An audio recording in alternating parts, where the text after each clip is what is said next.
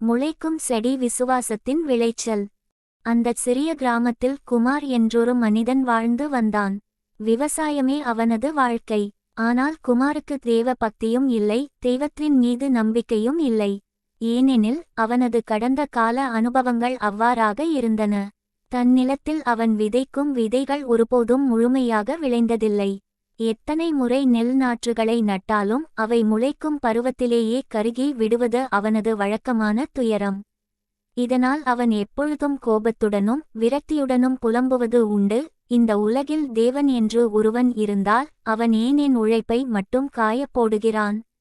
நான் என்ன பாவம் செய்தேன் என்று நொந்து கொள்வான். பல நாட்கள் இப்படியே கழிந்தன. ஒரு கட்டத்தில் குமார் மிக கடுமையான சூழ்நிலைக்கு தள்ளப்பட்டான். அதிக வட்டிக்கு பணம் கடனாக வாங்கித்தான் அவன் தன் நிலத்தில் பயிர்களை விதைத்திருந்தான். ஆனால் எதிர்பாராத ஒரு பெருமழை பெய்ததில் அந்த பயிர்கள் அனைத்தும் முற்றிலும் நாசமாகிவிட்டன. கஷ்டத்திலும் மிகுந்த வருத்தத்திலும் குமார் என்ன செய்வதென்றே தெரியாமல் திகைத்தான். சொல்லப்போனால் கடன் கொடுத்தவர்கள் வீட்டிற்கே வந்து கடனை கேட்டு பெரிய தொந்தரவு செய்தனர். என்ன செய்வது என்று புரியாமல் குமார் தன் காய்ந்து போன வயற்காட்டில் சோகமாக அமர்ந்து அழுது கொண்டிருந்தான். அப்பொழுது ஓர் ஒளி நிறைந்த உருவம் அவனருகில் வருவதை அவன் கண்டான். ஏறக்குறைய 56 வயதான குமாரைச் சந்திக்க வந்த அந்த மனிதனின் தோற்றம் அமைதியும் ஒளியும் நிரம்பியது போல இருந்தது.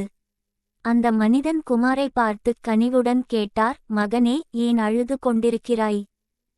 குமார் அந்த மனிதனை நிமிர்ந்து நோக்கி, ஐயா, நான் என்ன சொல்வது? என் சூழ்நிலை எப்படி இருக்கிறது பாருங்கள்.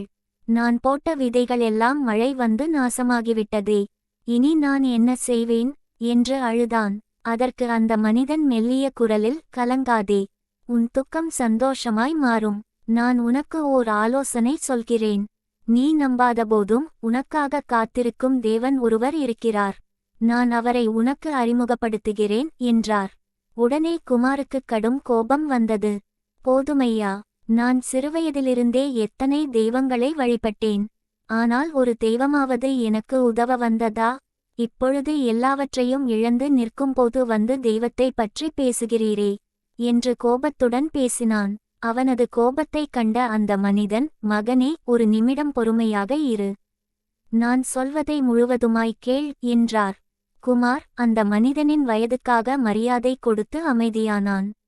நான் உனக்கு இயேசு கிறிஸ்து என்கிற தெய்வத்தை அறிமுகப்படுத்துகிறேன். அவர் எந்த மனிதன் கஷ்டத்தில் இருந்தாலும் அவனுக்கு உதவுவார். உனக்கு விசுவாசம் இல்லாவிட்டாலும் நீ அவரை தேடத் தொடங்கு என்று கூறினார்.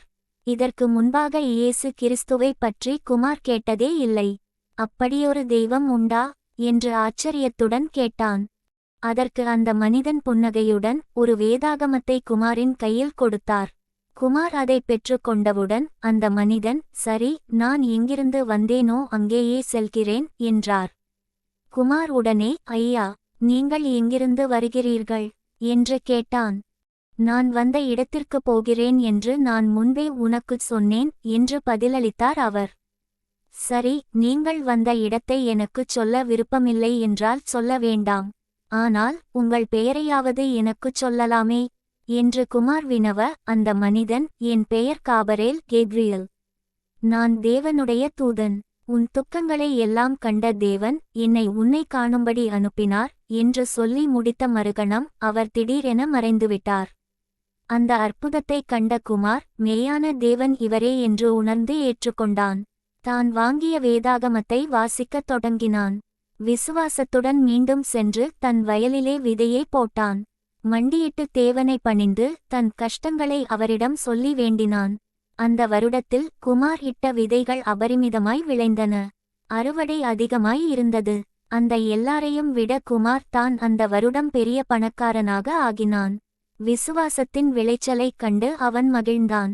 நட்சத்திரக்குறி நட்சத்திரக்குறி நட்சத்திரக்குறி எல்லா ஆப்ஸிலும் முழுத்திறனையும் பயன்படுத்த ஜெமினி ஆப் செயல்பாடுகளை இயக்குங்கள்.